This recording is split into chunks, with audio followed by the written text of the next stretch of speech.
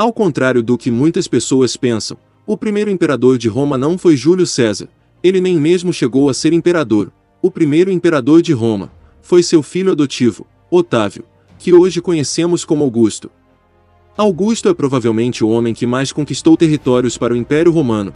Talvez Trajano possa se comparar a ele, mas as conquistas de Augusto foram muitas, até mais que as de Júlio César. Augusto nasceu na cidade de Roma em 63 d.C. Ele recebeu o nome de Caio Otávio. Seu pai, também chamado Caio Otávio, havia sido governador da Macedônia, e seu bisavô foi um tribuno militar na época da Segunda Guerra Púnica. Sua mãe se chamava Atia, e era sobrinha de Júlio César. Quando tinha apenas 4 anos, seu pai morreu. Sua mãe se casou com o ex-governador da Síria, Lúcio Márcio Filipo. Filipo dizia ser descendente de Alexandre, o Grande. Ele foi eleito cônsul em 56 a.C. Filipo não tinha interesse em Otávio, e por isso ele foi criado por sua avó, Júlia, irmã de Júlio César. Otávio era muito próximo da avó, até mesmo fez uma grande oração no funeral dela. Após a morte de Júlia, Otávio se aproximou mais da mãe e do padrasto. Ele tentou participar em uma campanha de César na África, mas não foi por vontade da mãe. E depois queria se juntar a César em uma campanha contra Pompeu na Espanha, mas ele não conseguiu chegar a tempo pois adoeceu. Depois ele atravessou o território hostil e chegou ao acampamento, ganhando o respeito de César.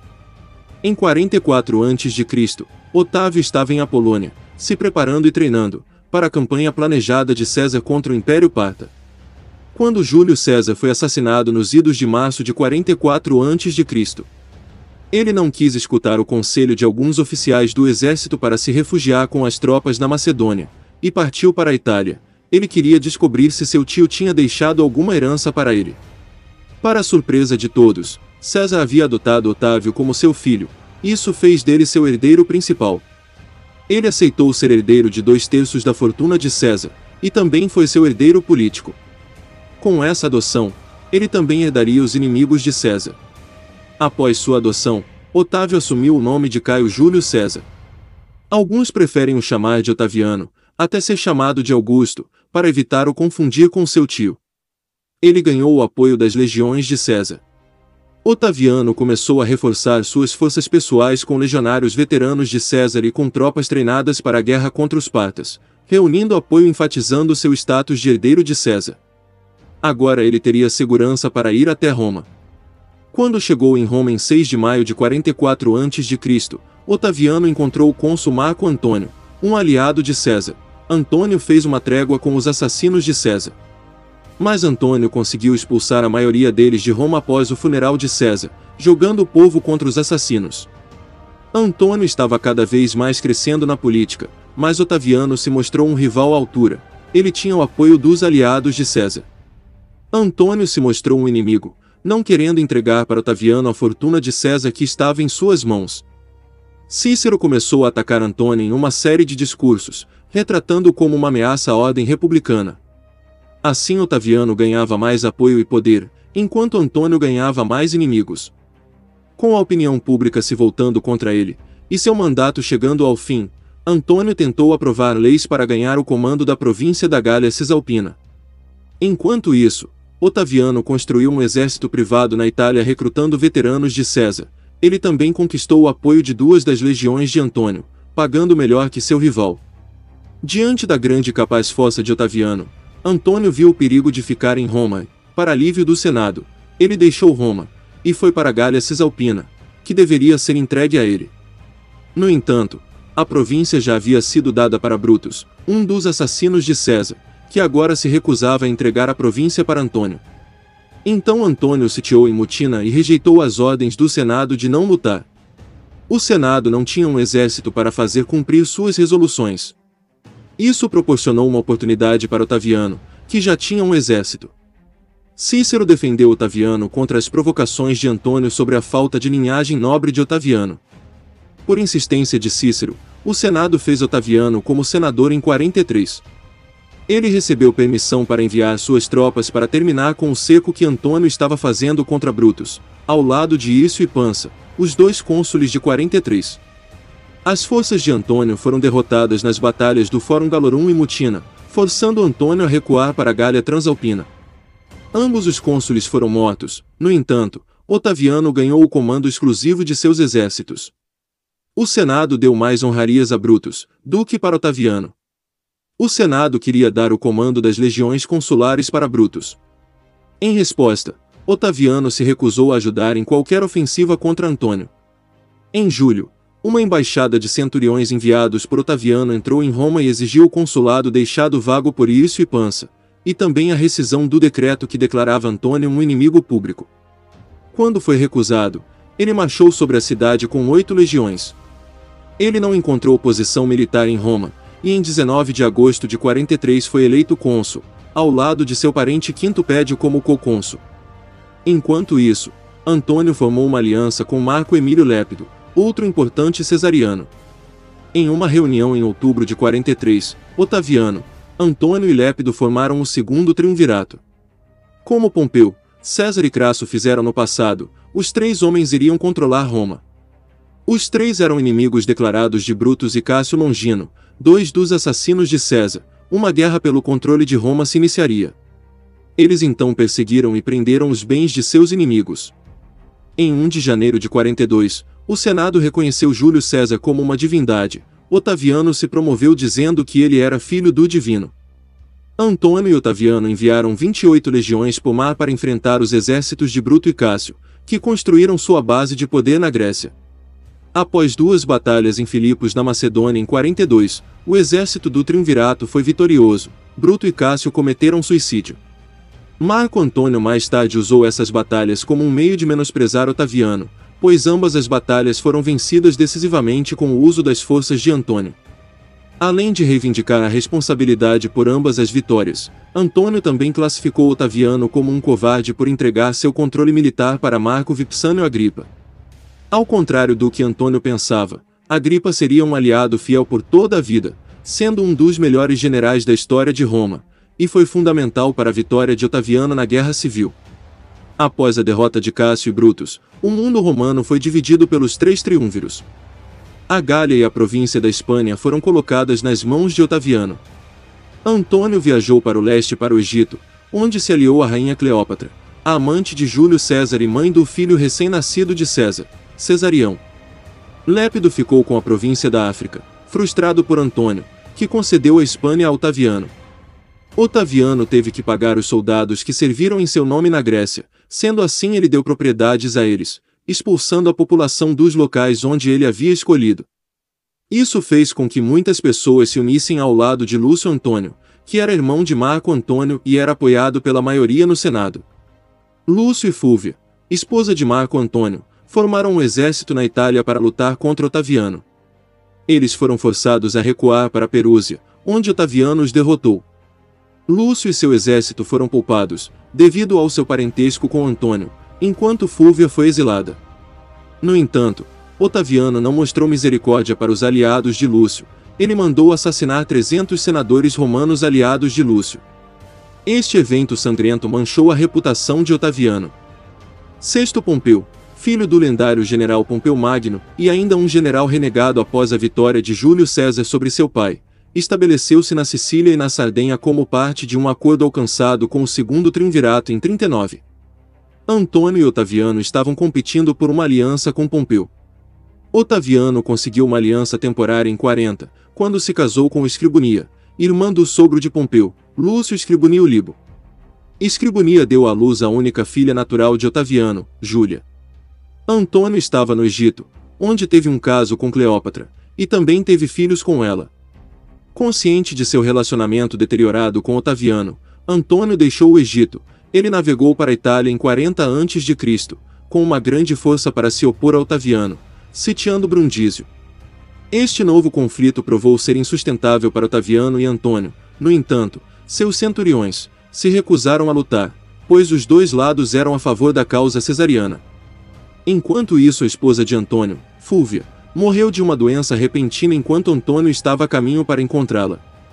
A morte de Fúvia e o motim de seus centuriões permitiram que os 2 triunviros restantes se reconciliassem. Para firmar ainda mais a aliança, Otaviano ofereceu a Antônio, sua irmã, Otávio, e os dois se casaram em 40. Sexto Pompeu tinha o controle do Mediterrâneo, tanto que ele assumiu o nome de filho de Netuno. Sexto Pompeu ameaçou Otaviano na Itália ao negar embarques de grãos através do mar Mediterrâneo para a península. Ele queria causar uma fome na Itália. Um acordo de paz foi alcançado em 39, com o Tratado de Misenum. O bloqueio na Itália foi levantado assim que Otaviano concedeu a Pompeu o controle da Sardenha, Córcega, Sicília e do Peloponeso, e garantiu-lhe uma futura posição como cônsul em 35. Pompeu ficava a cada momento mais poderoso, ele queria ser tão influente quanto seu pai foi. A paz entre o triunvirato e Pompeu começou a se deteriorar quando Otaviano se divorciou de Escribonia e se casou com Lívia. A guerra era iminente, Otaviano não tinha condições de enfrentar Pompeu sozinho, mas ele conseguiu um acordo com Antônio e Lépido. Ao apoiar Otaviano, Antônio esperava obter apoio para sua campanha contra o Império Parta, desejando vingar a derrota de Roma em Carras. Antônio forneceu 120 navios para Otaviano usar contra Pompeu, enquanto Otaviano deveria enviar 20.000 legionários a Antônio para usar contra a Pártia. No entanto, Otaviano enviou apenas 2.000. Otaviano e Lépido lançaram um ataque conjunto contra Sexto Pompeu. Apesar de não se sair bem no início da campanha, a frota de Sexto foi quase totalmente destruída pelo general Agripa na batalha naval de Naulochus. Sexto fugiu e foi executado por um dos generais de Antônio. Lépido e Otaviano se desentenderam pelo controle da Cilícia. Lépido se rendeu e foi expulso do triunvirato. O mundo romano estava agora dividido entre Otaviano no ocidente e Antônio no oriente. Otaviano garantiu aos cidadãos de Roma seus direitos à propriedade para manter a paz e a estabilidade em sua parte do império. Enquanto isso, a campanha de Marco Antônio contra o Império Parta foi um desastre, manchando sua imagem como líder, e os meros 2.000 legionários enviados por Otaviano a Antônio foram mais um insulto. Cleópatra propôs restaurar seu exército à força total, então ele decidiu enviar Otávia de volta a Roma e deixar Cleópatra ao seu lado. Otaviano aproveitou para fazer propagandas contra Antônio, dizendo que ele estava trocando uma mulher romana por uma amante oriental, e por isso estava deixando de ser romano. Após Antônio derrotar o reino da Armênia, ele concedeu a Cleópatra o título de Rainha dos Reis. Otaviano usou isso contra Antônio no Senado. Antônio reconheceu Cesarião como filho e herdeiro de César, acusando Otaviano de ser usurpador. Esse foi o ponto final dos ataques. Otaviano entrou no Templo das Virgens Vestais e apreendeu o testamento secreto de Antônio, testamento que ele leu na frente de todo o Senado. O testamento teria dado territórios conquistados pelos romanos como reinos para seus filhos governarem, e designou Alexandria como local de um túmulo para ele e sua rainha. No final de 32 a.C., o Senado revogou oficialmente os poderes de Antônio como cônsul e declarou guerra ao regime de Cleópatra no Egito. A guerra civil que decidiria o futuro do mundo estava começando. Antônio e Cleópatra estavam na Grécia quando Otaviano e Agripa cruzaram o Adriático e chegaram à Grécia. Agripa cortou as rotas de abastecimento no mar, enquanto Otaviano desembarcou e marchou para o sul. A frota de Antônio navegou pela Baía de Áxio, na costa ocidental da Grécia, em uma tentativa de se libertar do bloqueio naval. Foi lá que a frota de Antônio enfrentou a frota de Agripa na importante Batalha de Áxio, onde as forças de Otaviano derrotaram Cleópatra e Antônio, que fugiram de volta para o Egito. Otaviano derrotou Cleópatra e Antônio em Alexandria, onde os dois terminaram se suicidando.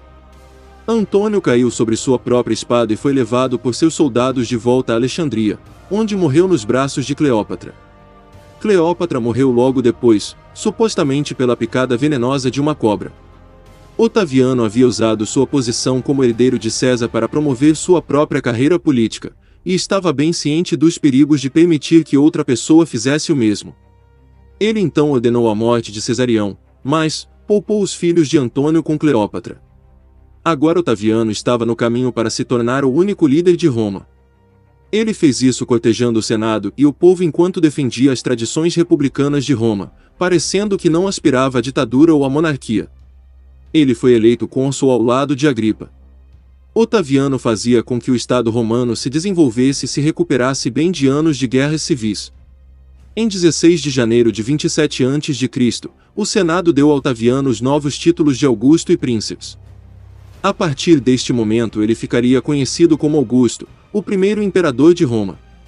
A partir desse momento, teve início da Pax Romana, um período de estabilidades e glórias, que durariam pelo menos pelos próximos 200 anos. No final de seu reinado, os exércitos de Augusto conquistaram o norte da Espanha e as regiões alpinas de Haiti e Noricum, Ilírico e Panonia, e estendeu as fronteiras da África proconsular para o leste e sul. A Judéia foi adicionada à província da Síria quando Augusto depôs Herodes Arquelau, assim como a anexação do Egito, conquistou mais territórios que qualquer um antes e depois dele.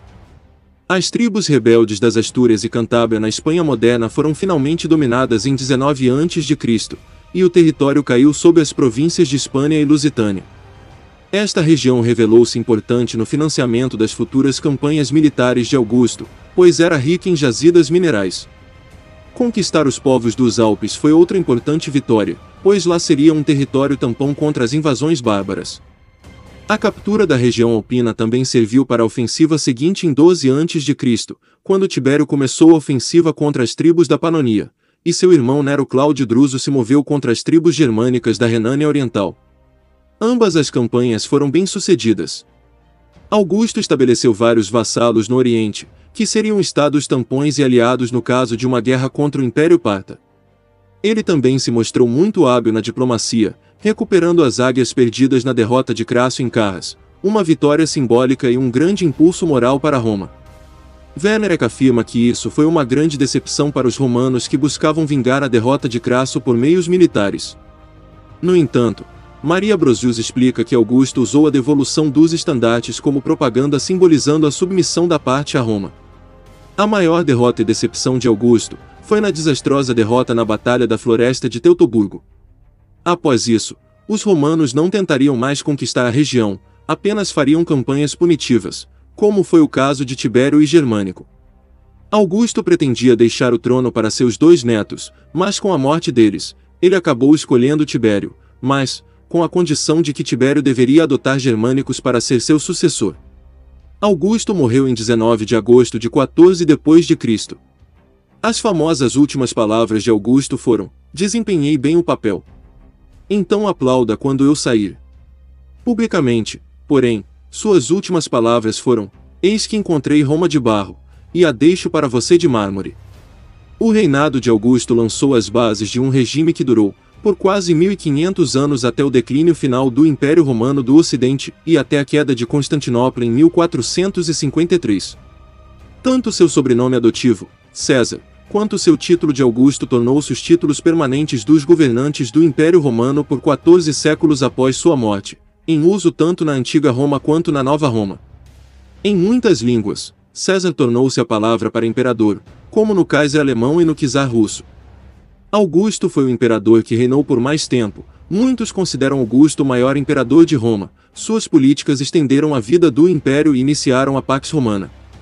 O Senado romano desejava que os imperadores fossem mais afortunados que Augusto e melhores que Trajano. Augusto também é conhecido por alguns como o pai da Itália, pois foi o primeiro a chamar a Península de Itália. A primeira vez que a Península Italiana foi unida administrativa e politicamente sob o mesmo nome. Seu governo trouxe tanta estabilidade, que mesmo com imperadores fracos, como Tibério, Calígula e Nero, o império ainda continuou prosperando.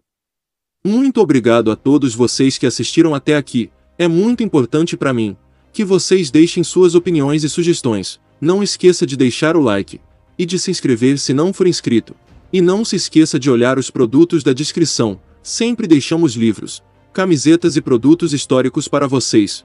E considere se tornar membro e nos apoiar diretamente, ou entrar na campanha do Apoie-se. Seu apoio é muito importante para nós, para continuar nosso trabalho. Então é isso.